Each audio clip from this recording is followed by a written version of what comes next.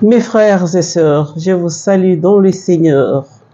Et je vous souhaite déjà, pour vous qui nous suivez en ce moment, de bonnes choses, que le Seigneur vous accompagne, vous accorde surtout les grâces nécessaires dont vous avez besoin. Merci de votre fidélité. Bienvenue aux nouveaux abonnés. Aujourd'hui, nous sommes le mercredi 16 octobre 2023. Bon anniversaire à ceux qui célèbrent l'anniversaire aujourd'hui, à ceux qui célébreront demain l'anniversaire, donc le 17 octobre. Alors, pour commencer, d'abord, je remercie ceux qui nous suivent de partout. Il y a M. Matandi Kassongo. Merci beaucoup, M. Kassongo. Il y a un autre Ride dit, si je prononce bien, excusez-moi, qui nous dit aussi qu'il nous suit à partir de l'Espagne. Si j'ai cité les autres pays là, parce que ce sont les pays que YouTube marque, où il y a beaucoup de gens, vous nous suivez de l'Espagne, peut-être vous êtes 10 ou 15, c'est pourquoi YouTube ne prend pas en considération, mais je sais que nous sommes de cœur avec vous, donc vous nous suivez à partir de l'Espagne. Bon, il y a d'autres qui ont dit, qui nous suivent de Mbanzangongo, d'autres qui quittent, mais vous êtes déjà dans Kinshasa. Et quand j'ai parlé de Kinshasa, Congo, donc il y a tout, disons, tous les diocèses et toutes les provinces donc de la RDC. En tout cas, merci de votre fidélité. Et il y a les gens qui me demandent, ma soeur, quel est le numéro pour envoyer nos vidéos, les activités de chez nous. Je vous ai dit, regardez sur l'écran les numéros Vodacom. Envoyez ces numéros-là. D'ailleurs, que j'ai mis ici pour M-Pesa, pour ceux qui peuvent nous soutenir. Alors, c'est le numéro 081 62 40 123. 081. Si vous voulez, 624 0123. 081 662 40 123. Donc c'est ça les numéros. Si vous avez des activités chez vous, vous pouvez nous envoyer ces numéros-là. Il n'y a pas de problème. Voilà. Il y a quelqu'un aussi qui m'a dit, nous vous suivons en partie de la Belgique. Merci beaucoup de votre fidélité. Je sais que vous nous suivez de partout. La question de savoir, peut-on changer la Constitution, oui ou non? Pour moi, ma sœur, la révision de la Constitution, puisque notre Constitution possède les articles qui favorisent les voisins de prendre la portion des terres dans notre pays. Ça, c'est donc quelqu'un qui a dit ça. Il y a d'autres aussi qui ont dit aussi ce qu'ils pensent. Nous avons salué ma soeur. Pour moi, mais comment changer la Constitution? Lui-même, président Félix, quand il était soi-disant opposant, il avait dit quoi à l'ex-président Kabila? Hier, il ne voulait pas, l'autre aujourd'hui, il veut changer. Donc, c'est quelqu'un qui a écrit. L'autre dit, moi, je suis contre le changement de la Constitution car il y a des choses importantes à faire que vouloir favoriser des groupes, des individus. Un autre dit ceci, je suis pour la révision des constitutions, certains articles. L'autre dit non, pas de changement ni modification de la Constitution. L'autre dit, pour moi, je suis pour la modification et non pour les changements de la Constitution. Voilà, donc ceux qui ont dit. L'autre dit, jamais et jamais, il ne faut jamais changer la Constitution. L'autre dit, est-ce que la Constitution, c'est ce qui nous empêche d'avoir des routes, d'avoir à manger? Non, nous ne voulons pas. Donc voilà un peu les réactions des uns des autres. Continuez aussi à envoyer vos réactions par rapport à ça. À la fin, nous allons évaluer et puis nous pourrons avoir une idée générale de ce que vous pensez par rapport à nous-mêmes, bien sûr. Personne ne m'a envoyé pour faire ça, mais par rapport à nous-mêmes, parce que nous sommes Congolais, ça nous intéresse. Hier, le mardi, c'était la rentrée académique à l'Université catholique du Congo. On a vu Donc les étudiants venir en masse, les nouveaux comme les anciens, pour cette célébration ou cet événement. Au début, on a commencé d'abord par la messe. Donc c'était d'abord la messe parce que nous sommes les catholiques. D'abord tout commence par la messe pour offrir au Seigneur. On parle de la messe à l'Esprit Saint. C'est pourquoi vous voyez là que les prêtres sont habillés en rouge. C'est pour demander l'Esprit Saint qu'il puisse bénir et les étudiants et les professeurs pour que l'année soit sous la mouvance de l'Esprit Saint. Après la messe, c'était maintenant les discours, les différents discours dans l'amphithéâtre. D'abord les discours des recteurs, donc Monsieur l'abbé Léonard Santédi.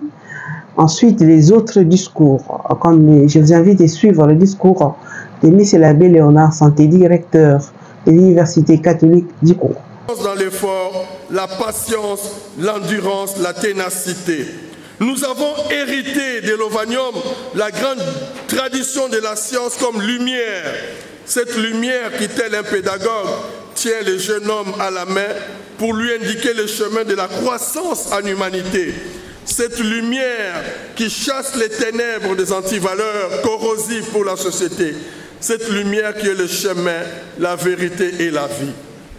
C'est cela la flamme reçue de l'Ovanium et à laquelle nous demeurons fidèles à l'UCC.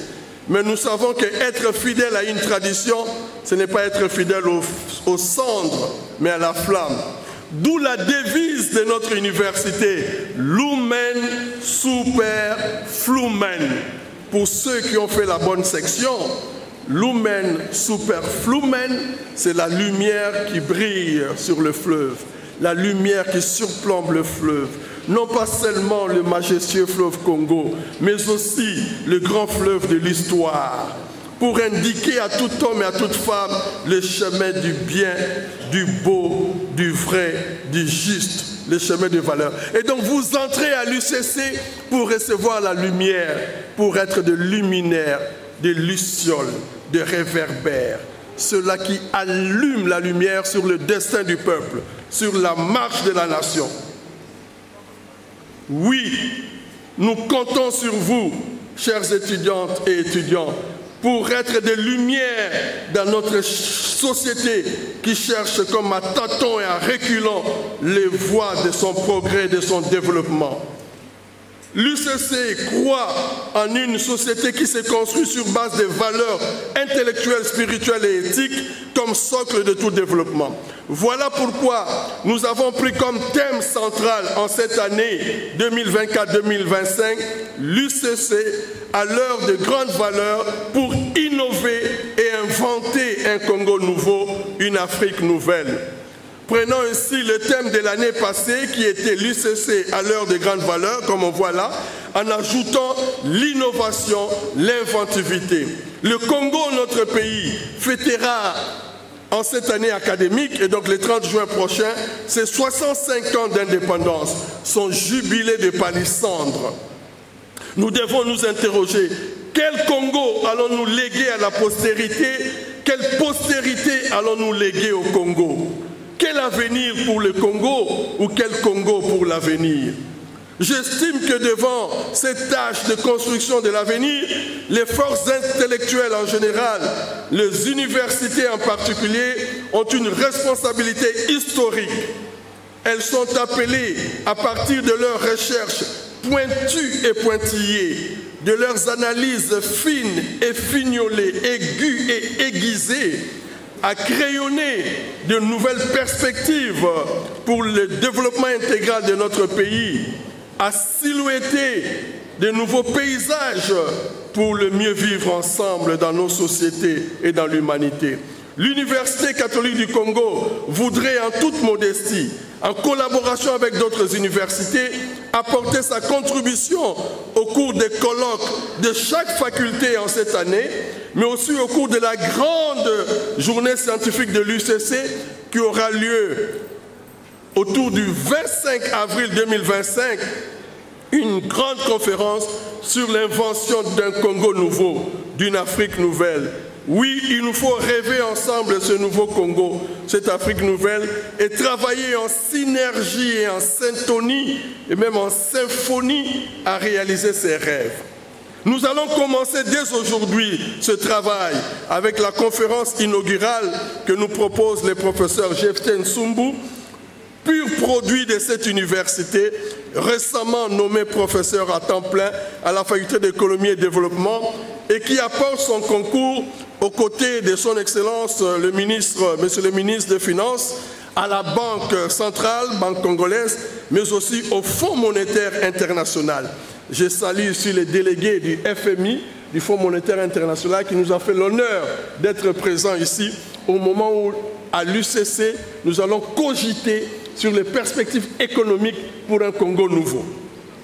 Nous remercions donc le professeur Jephté Nsumbu pour la conférence qu'il va livrer tout à l'heure, qui porte justement ces grands thèmes de enjeux et perspectives de la stabilité macroéconomique en RDC, agir maintenant et ensemble. Éminence, Excellence, distingués invités, il ne me reste plus qu'à vous réitérer nos sincères remerciements pour votre présence à cette cérémonie d'ouverture. Avec vous, je remercie aussi les différents partenaires de l'UCC, la conférence épiscopale italienne, Mission Aken d'Allemagne, Akawork de Suisse, Equity BCDC, la Rabobank, First Bank et d'autres qui nous accompagnent et nous soutiennent dans l'accomplissement de notre mission. Je remercie d'avance tous ceux qui voudraient emboîter les pas dans cet élan pour soutenir la mission de l'UCC. Je signale que l'UCC va accueillir de grandes rencontres en cette année. Déjà du 12 au 14 novembre de cette année, l'AVPRO, l'agence d'évaluation du Saint-Siège, va organiser à l'UCC la rencontre de tous les doyens des facultés ecclésiastiques d'Afrique, ici. Et au mois de mai, du 12 au 15 mai 2025, l'UCC a été choisi pour abriter l'assemblée plénière de toutes les universités catholiques d'Afrique et Madagascar.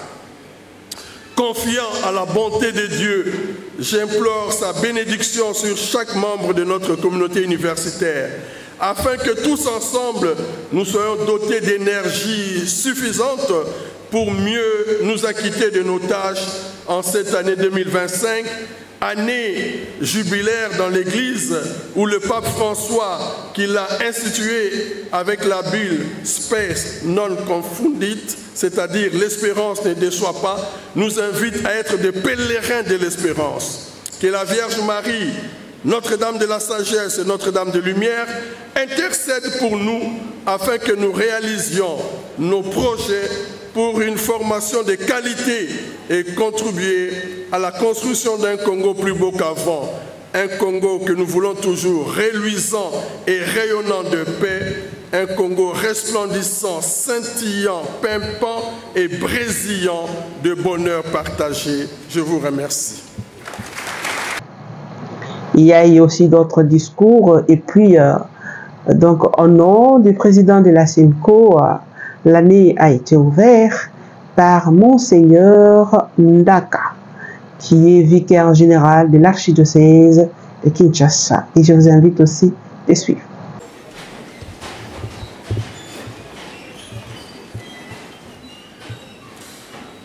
Au nom de son Excellence, Monseigneur Fulgence Mouteba, archevêque métropolitain de Lubumbashi, président de la Conférence épiscopale nationale du Congo, CENCO en sigle, et grand chancelier de cette université, je déclare ouverte l'année académique 2024-2025 à l'Université catholique du Congo. Je vous remercie.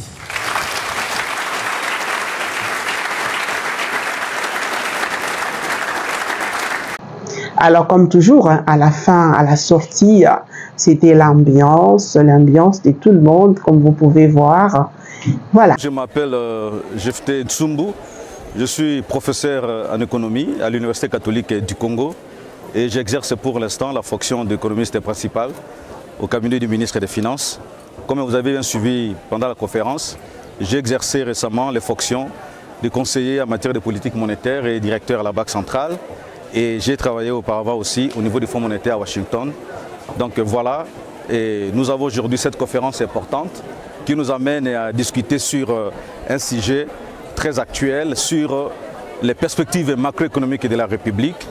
Et comme vous le savez, sans plus tarder, nous avons traversé pratiquement une situation relativement difficile sur le cadre macroéconomique de la République, c'est-à-dire que l'inflation avait augmenté sensiblement à l'effet de pouvoir endommager pratiquement le pouvoir d'achat de la population. Le taux d'échange n'était pas resté neutre, il avait augmenté jusqu'à atteindre une dépréciation annuelle de 6% cette année, juste à fin juin, et atteindre 7% en juillet, alors que l'année précédente, ce taux d'échange pratiquement était encore relativement maîtrisé. Et qu'est-ce qui a fait que la situation à partir du mois de juillet puisse être maîtrisée jusqu'à ce jour, donc les 3 derniers mois? C'est comme je l'ai dit tantôt, les facteurs explicatifs sont clairs. Ce sont des facteurs de politique macroéconomique. Ces facteurs sont particulièrement des actions mises en place par le ministre des Finances pour arriver à rationaliser davantage les dépenses de l'État, les dépenses publiques, et à émettre une politique de gouvernance agissant à mettre la traçabilité ou encore la transparence dans toutes les opérations financières de l'État. Et vous l'avez remarqué à travers les indicateurs ou les chiffres que nous avons avancés, les dépenses en urgence en mi-juin étaient autour de 22% pratiquement. Et aujourd'hui, avec la politique d'ajustement mise en place par les ministres des Finances, ces dépenses, les ratios est descendu jusqu'à 7%. Et ça fait donc une légère augmentation à 9% observée à fin août donc passé. Et toutes ces situations attestent pratiquement les efforts synergiques d'un côté par le ministre des Finances qui a donné l'impulsion et de l'autre côté la Banque centrale qui a mis en place aussi une politique restrictive avec une forte coordination d'agir ensemble. Et pourquoi agir maintenant? Parce que si nous tardons, la situation peut davantage s'exploser alors que le taux d'échange, comme je l'ai dit, c'est un indicateur cumulatif, c'est un stock. Si vous laissez les taux d'échange partir, c'est comme si vous laissez la température du corps arriver à augmenter jusqu'à ce que ça va endommager d'autres structures du corps. Peut-on espérer une stabilité macroéconomique au Congo? Et selon vous, comme expert, vous pensez à quand cela pourrait être? Oui, vous savez que la stabilité, ce n'est pas un effet de hasard. La stabilité, on peut espérer à ça, ça je vous garantis. Pourquoi? Parce que si vous regardez aujourd'hui le profil des politiques mises en place par les ministres des Finances, qui pratiquement impulse sur le cycle de la liquidité majoritairement au pays. Et aussi quand vous regardez donc, comment est-ce que la Banque centrale réagit à cet espace de rigueur que le ministre des Finances met en place, vous pouvez être d'avis avec moi qu'il y a une possibilité d'atteindre la stabilité. Et de façon chiffrée, je vous informe que les taux d'inflation annualisés, c'est-à-dire que à politique inchangée, si on maintient les tendances actuelles, à fin décembre 2024, on serait autour de 12 à 13% du taux d'inflation. Et les taux d'échange pratiquement seraient maîtrisés autour de cette fourchette de 2800 à 2830, ce qui serait une bonne chose. Donc par là, je relève qu'il ne faut pas attendre à une baisse spectaculaire du taux d'échange. Ça, ce n'est pas idéal que nous pourrions, ça serait idéal par exemple, je dirais, par rapport à la population, aux attentes, mais ce n'est pas raisonnable, simplement parce que le taux d'échange ne recule pas parce qu'on a le souhait de le faire reculer, mais le taux d'échange recule parce qu'il y a des politiques qui maîtrisent davantage ce choc. Donc on stabilisera la situation, mais ça serait encore difficile que nous puissions descendre jusqu'à 2600, 2700, mais on pourra plutôt stabiliser davantage ce niveau que nous avons aujourd'hui jusqu'à fin décembre. Merci beaucoup. Merci de nous avoir suivis et nous attendons les activités chez vous, comment ça se passe. Envoyez-moi ces numéros de Vodacom et donnez-moi les détails. On pourra en parler ici, comme nous avons fait aussi avec les chrétiens catholiques de Dallas, que je salue d'ailleurs en passant. Merci, au revoir et à très bientôt.